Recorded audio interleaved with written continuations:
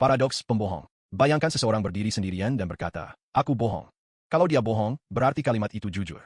Tapi kalau dia jujur, berarti dia bohong. Kalimat itu terjebak berputar-putar, tanpa pernah bisa dipastikan benar atau salah.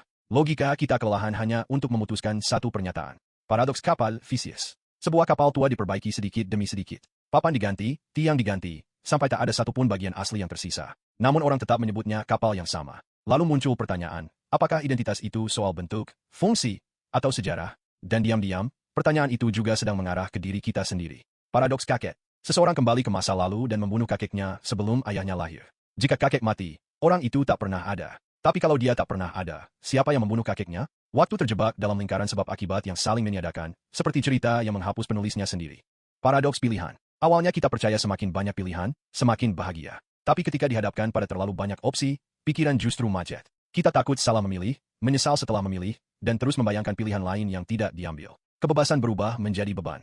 Paradox hedonism adalah saat seseorang mengejar kebahagiaan dengan serius, tapi justru semakin jarang merasakannya. Ia yakin bahwa pencapaian tertentu akan membuat hidupnya bahagia. Ketika itu tercapai, rasa senang memang muncul, namun cepat memudar. Tanpa sadar, ia kembali mengejar target baru, mengulang siklus yang sama. Bukan karena hidupnya kurang, melainkan karena kebahagiaan tidak bertahan ketika dijadikan tujuan utama.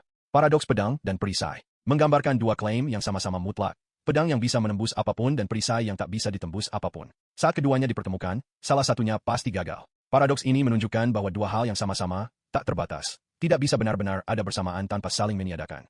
Schrödinger's cat adalah gambaran tentang ketidakpastian.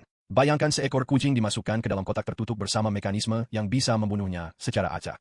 Selama kotak itu belum dibuka, kita tidak tahu apa yang terjadi di dalamnya. Secara teori, kucing itu dianggap hidup dan mati sekaligus pada saat yang sama. Paradoks ini ingin menunjukkan bahwa sebelum kita mengamati sesuatu, keadaannya belum benar-benar ditentukan.